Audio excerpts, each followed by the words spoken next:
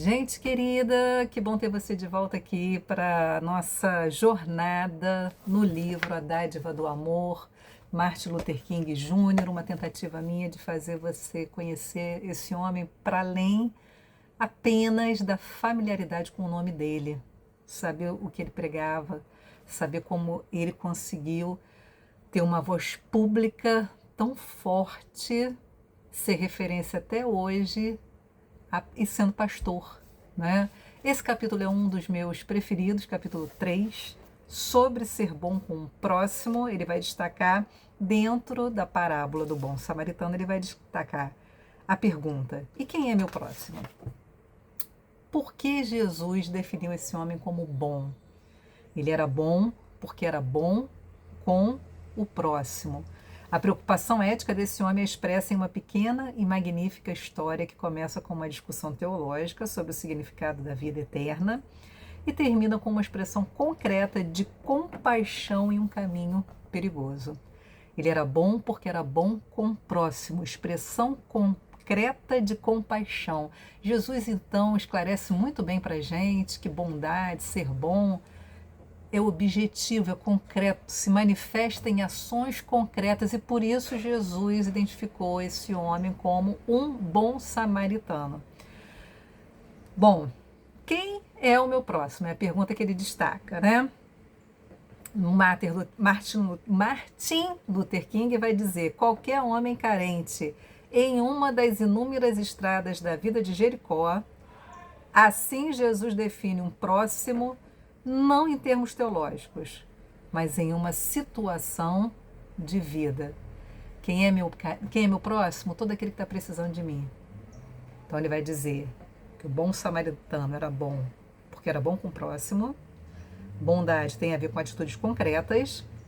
Quem é o meu próximo? Vou destacar aqui o que é mais sucinto. Qualquer homem carente. E por que esse homem, então, é elogiado pelo movimento que ele faz, pela bondade dele, numa estrada, né, perigosa, num mundo que até hoje, né, tem as suas relações de tensão. Esse homem estava exposto a uma tensão aqui muito objetiva, que era a possibilidade grande daquele homem jogado ali no chão ser um judeu, e ele sendo um samaritano. Judeus e samaritanos, por causa de uma questão histórica antiga, não tinham um bom relacionamento. Então, ele vai transcender essa tensão relacional e vai agir com empatia, com bondade. Porque a bondade dele é tão reconhecida, porque ele entende que o ser humano não pode ser limitado nem por raça, nem por tribo, não pode ser limitado. Nós devemos agir na direção de quem precisa, sem os senões que a gente coloca. Ah, mas está bêbado, mas é drogado, mas é... O bom samaritano se moveu diante da necessidade daquele homem. Acidentado na beira de uma estrada, praticamente morto, precisando de socorro. Não parou para pensar, e aí é um trecho que eu, assim, um dos que eu mais gosto, vai estar adiante, não vou me adiantar não, mas vou ler aqui, reverberando as palavras do Luther King. Se tivesse primeiro considerado o homem ferido como judeu, o samaritano não teria parado, pois os judeus e os samaritanos não tinham relações, mas ele o viu primeiro como um ser humano, que era judeu apenas por acidente. O homem discerne as características o homem bom vê o próximo independentemente dos acidentes externos e discerne as características internas que tornam todos os homens humanos e, portanto, irmãos. Ele vai destacar que foi um altruísmo perigoso, teve custo para ele isso daqui, ele se expôs, né? Era um caminho, a parábola do bom samaritano, se você ainda não visitou meu podcast, tem lá a parábola do bom samaritano, com todos os detalhes, todos os contextos. Aquela estrada era uma estrada muito perigosa. Ele vai dizer, o Luther King, que quando visitou, entendeu o perigo da estrada. Então ele está totalmente ali exposto. Mas verdadeira bondade, verdadeiro altruísmo, empatia, coloca a gente em risco. Esse é o ponto. E o que eu falei que ia vir logo adiante, que é um parágrafo que guardei no meu coração, é uma coisa que rememoro sempre. Vou ler para vocês. Se eu parar para ajudar esse homem, o que vai acontecer comigo? Ele diz que esse geralmente é o raciocínio que a gente tem. Num mundo violento como que a gente vive, nós mulheres especialmente que temos sim que ter cuidado, não podemos ajudar qualquer pessoa, não podemos parar em qualquer lugar. Não estamos falando disso, estamos falando, porque ele vai trazer aqui uma tensão que era racial, samaritanos e judeus. Lembrando que o movimento dele é contra a segregação racial. A gente tem que também ter, lembra, todos os equilíbrios que a palavra de Deus traz, a astúcia da serpente, mais a prudência da pomba. É claro que nós mulheres não podemos nos expor a todo e qualquer perigo, mas sondar o coração para saber se a nossa omissão de socorro não é fruto de preconceito. Isso aqui é bem objetivo, é muito claro. A gente não pode deixar de socorrer baseado em preconceito. E aí ele vai dizer, se eu parar para ajudar esse homem, o que vai acontecer comigo? Não é a pergunta correta que a gente deve fazer. O amor não se movimenta dessa forma. A pergunta correta é, mas pela própria natureza de sua preocupação, o bom samaritano inverteu a pergunta. Se eu não parar para ajudar esse homem, o que vai acontecer com ele? É só esse tipo de pergunta que vai nos livrar do egoísmo, que vai nos livrar da omissão. Se eu não me mover, o que vai acontecer? Deus socorre as pessoas através de gente como eu e você. E aqui quero frisar, esse canal, esse texto, essa palavra não é só para mulheres, mas como mulher, eu vou falar desse lugar, né, gente? Eu sei que mulheres não podem se mover nesse sentido de forma impensada. Mas o ponto é sondarmos aquilo que podemos fazer e não estamos fazendo. Sondar até onde o nosso preconceito nos limita a atos de bondade concretos. É isso aqui que é o ponto. A verdadeira estatura de um homem não se revela em momentos de conforto e conveniência, mas em momentos de desafios e controvérsias. Um homem realmente bom arrisca sua posição, seu prestígio e até sua vida pelo bem-estar do seu próximo. É esse aqui que é o desafio, né? Ele vai falar da empatia, que não é uma empatia, que não pode ser, né?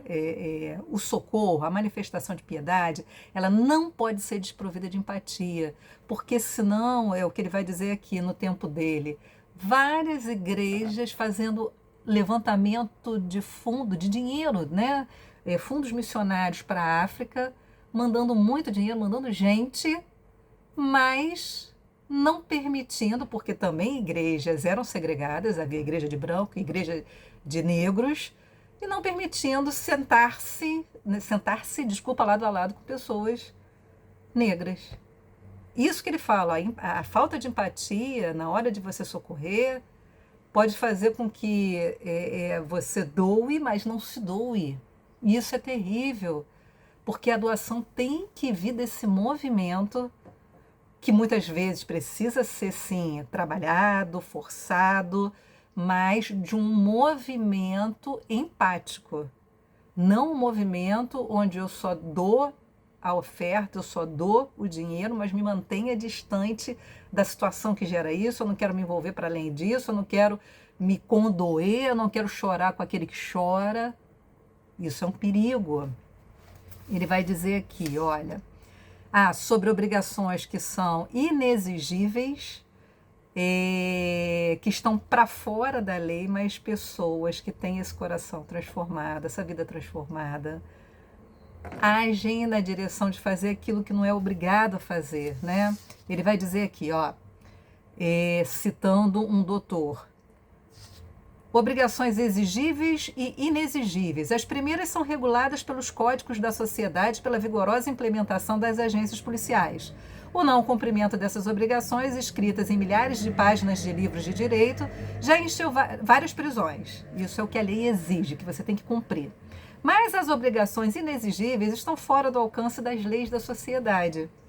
Elas dizem respeito a atitudes internas, relações genuínas entre uma pessoa e outra e manifestações de compaixão que os livros de direito não podem regular nem as cadeias podem retificar. Tais obrigações são cumpridas pelo compromisso de alguém com uma lei interna, escrita do coração.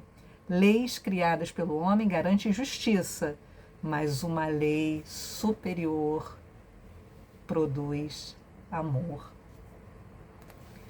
Nós somos chamados a fazer não apenas o que é exigível, mas esse movimento que é inexigível, que responde a se sobressair. O caminho sobremodo é excelente, né?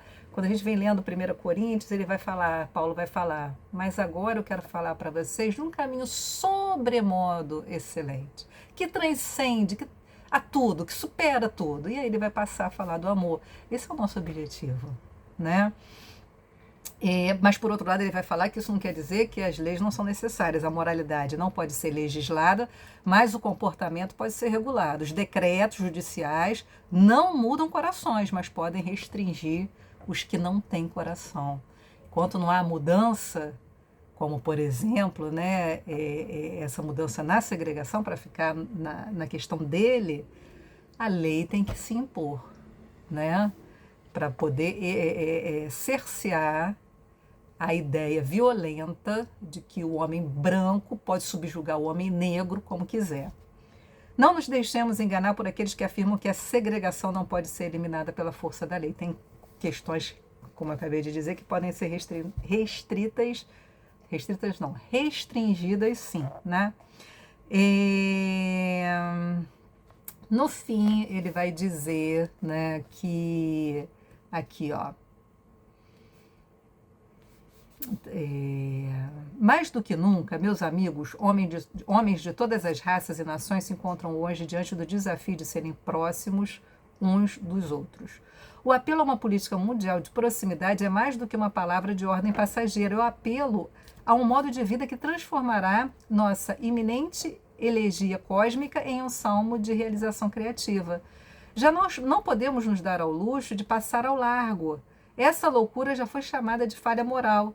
Hoje isso levará ao suicídio universal. Não podemos sobreviver por muito tempo separados espiritualmente em um mundo geograficamente unido. Em última análise, não posso ignorar o homem ferido na estrada da vida, pois ele é parte de mim e eu sou parte dele. Sua agonia me diminui e sua salvação me faz crescer. Ele está querendo mostrar, e é uma realidade que a gente sabe, estamos todos ligados. Enquanto houver gente miserável, gente desprovida dos seus direitos mais básicos, enquanto isso tudo existir e eu permanecer, falando assim, parece que é uma coisa distante da gente, mas todos nós aqui que vivemos, ou em grandes centros, mas eu acredito que até nos lugares mais, né, de interior, cada região tem uma necessidade, tem uma falta, tem algo que a gente pode se mover na direção